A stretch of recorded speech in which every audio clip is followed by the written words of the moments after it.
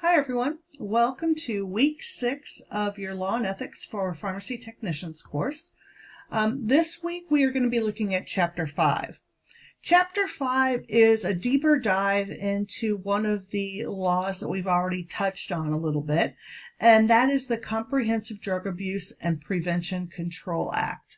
So if you'll remember from our previous week, we talked a little bit about this. This is the act that was put into place to help with the classification of scheduled drugs.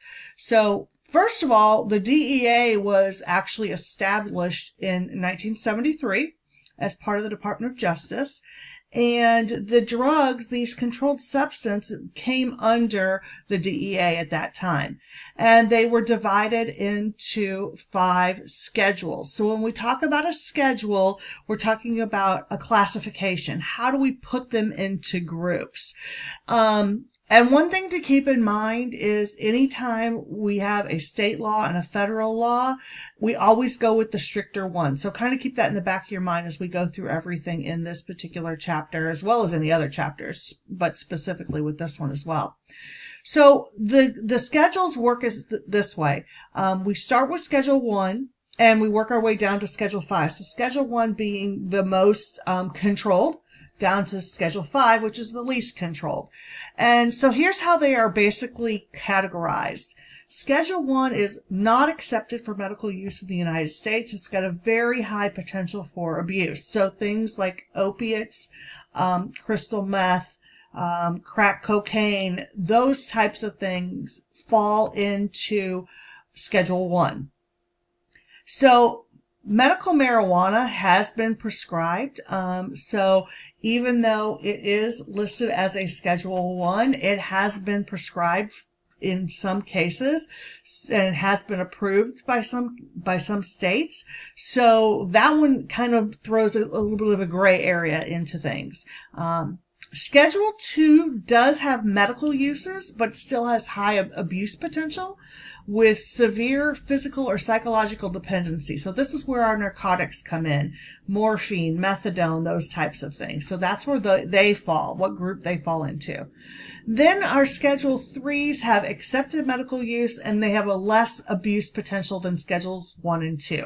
Anabolic steroids fall into this, any Tylenol with codeine, those types of things. So again, as we go down the list, we get less and less abuse potential and more medical uses.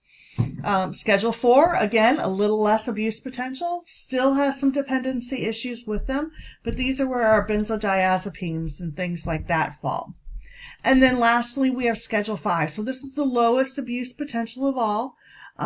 They have limited quantities of narcotics contained in that particular drug.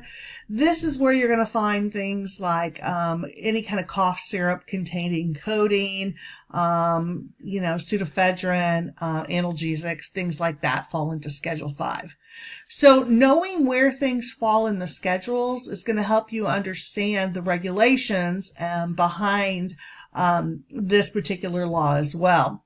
Now, when we think of a DEA number, a lot of people think, the DEA is used for a lot of different things, but truly the main use for the DEA registration is simply for anybody who's going to manufacture, dispense, or distribute any controlled substance. They have to have a DEA.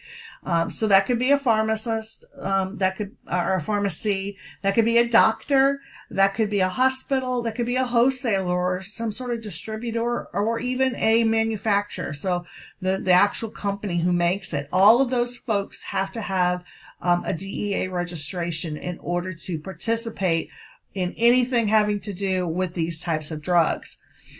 So all pharmacies obviously have to have a valid DEA.